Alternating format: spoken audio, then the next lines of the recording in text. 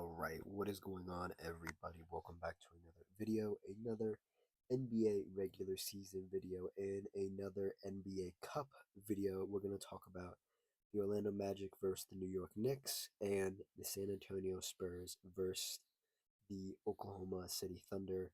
This time, both these matchups in Las Vegas for the semifinals to decide the finals for the Emirates NBA Cup. We're going to break down the watching experience. We're going to break down the vibes in Vegas because they always seem a bit interesting. Obviously, we're going to break down the games, talk about performances. So if you like whatever, say like the video. If you have your own opinions, comment it down below. And if you just like the vibes, consider subscribing. So we're going to jump right into this. I want to talk about, I'm going to go in reverse. I usually go in the order in which the games happened, but the superior game was the San Antonio Spurs versus the Oklahoma City Thunder.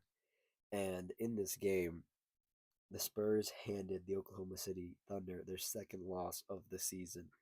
The Oklahoma City Thunder are now 24-2, no longer on the best start in NBA history, and the San Antonio Spurs improved to 18-7 on the season. Now, this game was very interesting when it was happening. The Oklahoma City Thunder did what they normally do at points in the first half, and especially in the first quarter. It looked like they were going to run away with this game. This was Victor Wembanyama's first game back in like, what was it, like 2-3 weeks or something like that, and he looked pretty good. Obviously, we'll get to him in a minute, but throughout the course of this game, when I was watching the highlights when preparing for this video, because this game did happen a few days ago now, I like to brief myself on what happened um, game day, and then obviously when I'm going to record this for you guys, I want to make sure I have all my ducks in a row. But as I watched the game, and especially as the game went on, it actually felt like the San Antonio Spurs had an answer for everything. And by that, I mean just matchup wise. They're like, okay, you got a big guy who can shoot threes. We got a big guy who can shoot threes. You got a ball handler, a creator of multiple kinds of shots. We have one of those guys as well. You have a 3-point shooter. We have a 3-point shooter. You have a defender. We have a defender. And the Spurs looked like a complete team. And it's just one game. It's an NBA Cup game. It doesn't really matter in the grand scheme of things. But these games, especially in these environments, these high intensity environments, because this was a high intensity game. Coming down to the wire here, I mean, was this a 3-point game, a 3-point win for the Spurs? Um, these are very good building blocks for the Spurs team, and especially for Victor coming back immediately after a little injury coming back in this game. Personally, I thought when they said Victor's going to come back, I said this in my video when I was previewing this game a little bit. I said, well, if Vic comes back, they have a way better chance to win this game, and they might actually win it. And damn, did they do it! Damn, did they do it! Some things that stuck out to me.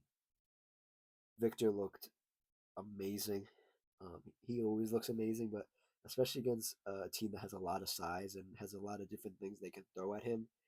There were times where he got stuck, where he got blocked, where he got the ball stolen from him. Those things are going to happen.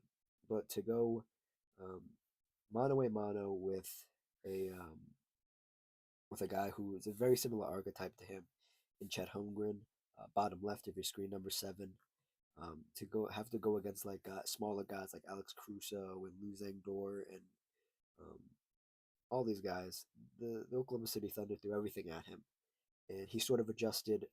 I'd say about like he adjusted pretty well, about 85% of the time. There were times where you could see he was a little tired. There were times you could see he was a little rusty. He hasn't played a game of basketball in like 3 weeks or so. So um, he did look a little worse for wear at times, but when it came down to it, he really looked impeccable, and he was hitting shots that only he could hit. He was catching the ball where only he could get it. Um, he had some great blocks as always, and I think the team really rallied around the point that he was back. Um, that the shots were going to be so much more wide open because he demands so much attention. The ball movement was great from this Spurs team, especially against a Thunder teams that likes to force turnovers in the passing lanes. Um, but overall, a great win for the Spurs. Um, and some concerning things for the Oklahoma City Thunder. Um, it's not too concerning. It's only your second loss of the season. A lot of people in Oklahoma City circles and things I've seen are that they aren't worried, but when you get beat like this in a close game, and obviously, not every team has Victor Wembanyama to block their shots for them, but teams can take the blueprint of what the Spurs just did and try to recreate it, and they know this is the way you can beat the Oklahoma City Thunder. And to go along with that, it wasn't just the defense for the Spurs, it was the scoring. Like I said, they had something to match up with everybody on Oklahoma. And not every team is going to have that, but for a night, for a game, you can sort of maybe ask somebody, hey, you got to be the best version of yourself tonight because we're going to beat the Oklahoma City Thunder. And if everybody is the best version of themselves that night, we have a better chance of doing it. And yeah, that's pretty much it. Some other things, um, the, the the hate for the Oklahoma City Thunder is at an all time high, especially the kind of defense they were playing in this game. Um, it was, I would say, borderline dirty. Some people would say very dirty. I you always see this when a team wins a championship. Their style of basketball gets validated for the next season. So whatever they do gets validated, right? And they're able to get away with these things. And especially defensively, Oklahoma is a very tough defensive team, but they're very handsy. They get away with a lot of calls, and it's not very positive when you're watching it. It's dirty, especially the offensively. When the ball's not snapping, it's just Shea dribbling the ball, or it's just Chet hitting a wide open three. It becomes very boring. It becomes like very easy to hate on and be like, this is just the worst version of basketball I've ever seen. Not me, but this is what people say, and I don't think that's necessarily true. I think everybody who watched this game loved watching this game um, for various reasons, whether that be you're a Spurs fan or an OKC fan or just a neutral fan who was just watching this game. Um, it was a very positive game, entertainment wise. Um, we'll talk about the entertainment value of it, but I do want to talk about the stats here a little bit for the Spurs and for OKC. For the Spurs, let's see here. Victor Wembanyama did come off the bench, by the way. He was on a minute restriction. I forgot to mention that. So off the bench, Victor Wembanyama in 21 minutes, 22 points, 1 3 made, 9 of 12 from the free throw line. That was most of those free throws were in the closing stages of the game. 9 rebounds, 2 assists, 5 turnovers. That's where the steals and the blocks happened. When he was on the receiving end of those steals and blocks, 1 block or 2 blocks, 1 steal for him in a winning effort. For the other Spurs, let's see here, De'Aaron Fox 22. Um, I saw a thing the other day that was like Fox is having the most efficient season of his pro career, which is very impressive because I'm a I won't say a big De'Aaron Fox fan. I'm a lukewarm De'Aaron Fox fan, but I've liked what he's turned into, and he's become a very professional, very reliable point guard.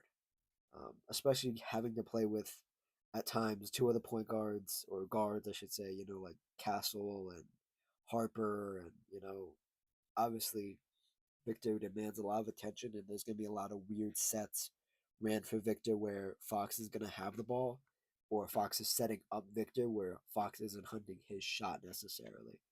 22 points for him, 3 of 7 from three, 4 assists, 2 rebounds, 2 steals for Fox. Devin Vassell, 23 points, 5 rebounds, 4 assists. Castle, 22 points, 6 rebounds, 2 assists, 6 turnovers for Castle as well. He had a bit of a rough night. dealing with the defense of Oklahoma. Um, Barnes with 6, Luke Cornett with 7.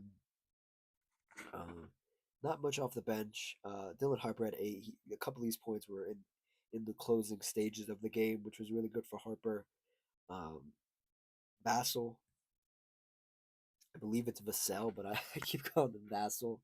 Vassell.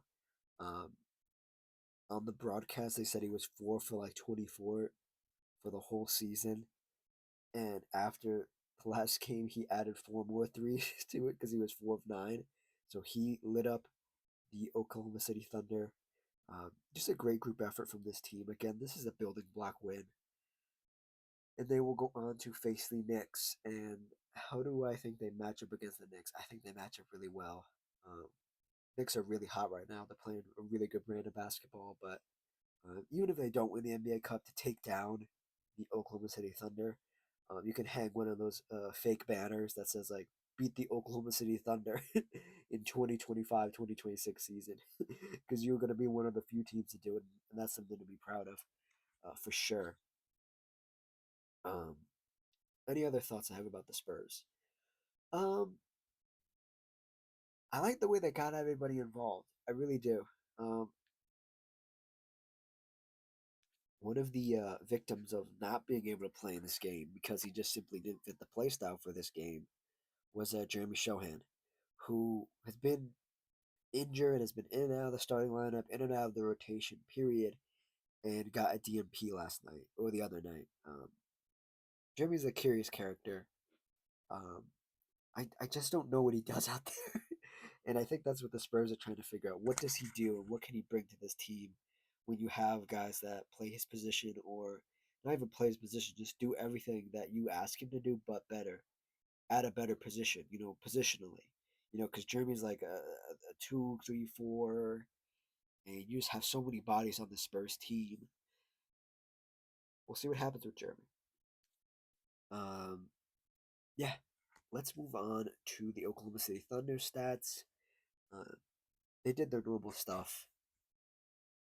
They did their normal stuff. I don't have much to say about them because you know what they do. Everybody at this point knows what Oklahoma City likes to do. Um, the interesting thing about this was at the end when Shea just couldn't get it going. Shea had a complete collapse. I won't say complete. I will just say a collapse. It wasn't a bad one, but it was one of the worst ones. He was overall for the game 12 of 23 from field goal, 1 of 7 from three, only 29 points, 5 turnovers, only 5 assists, 4 rebounds, only 1 block. Not his best night, and you sort of worry about this because as you get through the season, as you start to rely on other guys, because Shea's gonna have games like this where it looks statistically like stat line okay wise, but like during the game it didn't look good. Um, um, you ask guys like Chet, who played okay in the first half, did not play okay in the second half. 17 points, 1 of 3 from three, took 12 free throws, made 10 of them, which is good. 3 of 8 overall from field goal. You ask him to do more. I've asked Chet to do more since last postseason run. I just never saw it with him. I was never really confident in his ability to take over a game for one of the guys who isn't doing well, whether that be Shea or Jalen Williams. Jalen Williams in this game. Where is he? Yeah, 17 points, 5 of 16 overall from field goal, 2 of 5 from three, 5 of 6 over from free throw, 7 rebounds, 4 assists. He had 4 steals, which is really good, but you need to convert those points. At least when you want to convert those points, it wasn't coming from the big three, Chet, Shea, or Jalen Williams. It was um, guys like Alex Caruso or guys like Kason Wallace. Um, the formula's out there now, which is interesting, and we'll see how Oklahoma City does with this next half of their schedule coming up. First 20 games of the season, they have one of the easiest schedules. Now that they've been beaten in a close game, um, teams can see they can sweat them out. They can try to play a different way. They can throw different sorts of things at them. And the competition level is going to get harder for Oklahoma City. So we'll see if they can indeed beat the Warriors 70 3-9 record um, at all this season. Other things I want to mention before we switch gears here to Magic Knicks is the actual environment at the game and the production value. The production value was not great from Amazon, from Prime. Um, just video was off sync to the audio. Um, Even the highlights on their like Instagram page and their Twitter were like off. Um, by off I mean like the audio and the video. Um, the crowd was just dead in Vegas. Like it's been the last couple years. It's just dead. Um, I have a lot of thoughts. I think Vegas is a great city to host things. I don't think it's a great city to just bring two random teams, especially Oklahoma. Oklahoma fans don't travel. They're from Oklahoma. Um, there's no actual point of someone from Oklahoma to go to Vegas to watch their team play. Simply because the team's an NBA championship level team, you'd rather save your money and go to like a playoff game or something. One, two, there's just no reason to. You think they're going to win these games, and they didn't. That's not their fault, but they didn't. Um, the Spurs, I don't. Maybe there should have been more Spurs fans. I don't know. I'm being like really like micro level here, but I'm just thinking of it and building up to my actual thought is that um, I don't think you can drag people from all over the world and convince them. Maybe the final will be different. Maybe Spurs Knicks will be a little bit different because Knicks fans do travel. Um, but there's no point to bring two random teams, or four actually, four random teams to play one game and play one game each and then play one final game. There's just no point. And the crowd was so dead at times from what I saw and what I heard. Like a big shot would happen, like a big play, and it was just dead silent. And then maybe like a couple people cheering. It was just dead silent. And one of the other things that was really bad was like on the broadcast, like it was like they had a quota to meet. They would say, "This is an Emirates NBA Cup game. This is an Emirates NBA Cup game. Did you know this was an Emirates NBA Cup game? This Emirates NBA Cup game. We're in Vegas. Emirates NBA Cup.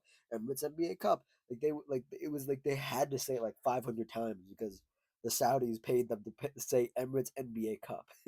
It was so freaking hilarious. And like the broadcast itself was fine. I mean, they had Dwayne Wade, they had Stan Van Gundy. Um, was it Stan? Stan? Yeah, Stan Van Gundy. It was okay.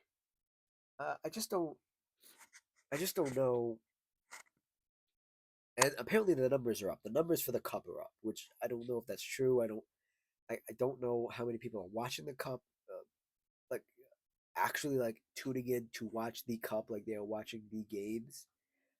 Me personally, I don't have Prime. I don't care to have Prime just to watch the NBA Cup. There's no like value in me having Prime because it's literally they literally have the Emirates NBA Cup, and then they have like a couple other games. They have like MLK Day, I think, or they have some of these other holidays, and like that's it. And then they have some like other games throughout the season, obviously. But like ESPN and NBC/slash Peacock have a majority of the games, so that's what I'm gonna pay for. That's what I want to watch. I don't want to pay just for Prime to watch the Emirates NBA Cup. That being said, however, I don't know why. I get why NBA did it because Prime obviously offered them the most amount of money for the cup and the rights to stream the cup and show the cup. But like, I don't know why the NBA thought it'd be a good idea to segregate your fan base versus to between two people that like either you have Prime or you don't have Prime. Either you get to watch the cup or you don't get to watch the cup. I don't know who thought that was smart to be like, let's make something that's vaguely popular and shoehorn it into a service that people have to buy to watch. I don't understand that. I don't know why that's good business. I guess again, it's because Amazon/slash Prime offer them the most amount of money, so they just said, "Here, take the cup." I don't know. It provides entertainment. The games are good sometimes. Obviously, this Oklahoma City Spurs game was really fun. The Knicks Magic was fun. We'll talk about that obviously, but I don't. I don't know, man. I vaguely like the cup. I think it's okay. I wish it would just be. I wish it was different. I like the idea. I like the concept. I like that the players care. Um, but I just don't like the whole system of how they do it. I think I would have to sit down and really talk about and really think about my thoughts and get them in a on a notepad or something and really think about them to nail down why I don't like it. But nevertheless, let's talk about this last game here. Knicks versus the Magic. This is a really entertaining game, man. For me, the standouts for both teams, in order, Jalen Brunson and Josh Hart for the Knicks. Um, and for the Orlando Magic, it has to be like Jalen Suggs and Desmond Bain. Um, we'll talk about each of them respectively here in a minute. But this game was fun. It was a fun game. Obviously overshadowed by Oklahoma, San Antonio, but a great game. These teams have played. I feel like these teams have played 5 times this season already. um, the Knicks were just better prepared this time. They knew what was up. They knew how to beat um, Orlando. OG Anunoby had a really good game as well. Karl Anthony Towns had a really good game. Only 3 personal fouls for him. That's a way positive for him. But Josh Hart for the Knicks, he was more than grit and grind this game. He had it going offensively. He would push the pace for the team. Mikal Bridges was really good as well, 16 points. Jalen Brunson, um, 40 points, a masterclass by Jalen Brunson. And off the bench, you really didn't need much else for this Knicks team. Nobody else really gave you much anyway. And they came out with the win, 132 to the Orlando Magic's 120. And one of the things I really did like about the Magic is they were without Franz Wagner this game. They've had Paulo back for a couple games now, and the team looked really good. Um, my favorite duo, like I said, was Suggs and Bain. Suggs looked really good. Had it going offensively as well. 26 points, 2 of 8 from three, 10 to 16 overall from field goal, 7 assists, 2 rebounds, 2 turnovers. Really good stuff for him. Um, Desmond Bain, 18 points, 7 to 17, not the greatest percentages or splits. He had 6 rebounds, 7 assists though. Um, Paulo carried the load as well, offensively 25 points, 10 of 2. Still a little black hole-ish, still a little like eating the clock type of basketball from Paulo, but that's kind of what you kind of have to do when Franz isn't out there. You ask everybody else to do a little more, and sometimes they just can't bring it. Off the bench, they didn't get a lot, and that's what hurt them overall. Just some sloppy ball handling. Anthony Black did not have the greatest night, and to win these sort of games against high level teams, you're asking Anthony Black to step up a lot. Jalen Suggs obviously stepped up. Desmond Bain had a bit of a bad night, so that was really it for the Magic. They just didn't have enough firepower, and the Knicks came back with sort of a vengeance after they got beat by Orlando a couple nights ago, previous to this NBA Cup game. So yeah, I think that's it. Yeah, I talked about everything I wanted to talk about. Um, I think maybe after this the final on Tuesday, we'll talk about maybe how we can fix the NBA Cup. I don't know. Maybe that'll be another video. Also, speaking about videos, the schedule might be a little weird here coming up this week and next week. Obviously, you have the holidays coming up and all that stuff, so you guys might get a little more pre-recorded stuff. Obviously, we'll still try to talk about the day-to-day stuff. We'll talk about the Christmas games um, next week, all that good stuff. I just want to give you guys a heads up that the schedule might be a little weird. You might see more videos certain days than you normally would. So there you go. Just giving you guys the heads up. All that good stuff. Like, comment, subscribe. I will see you guys next time. Cheers.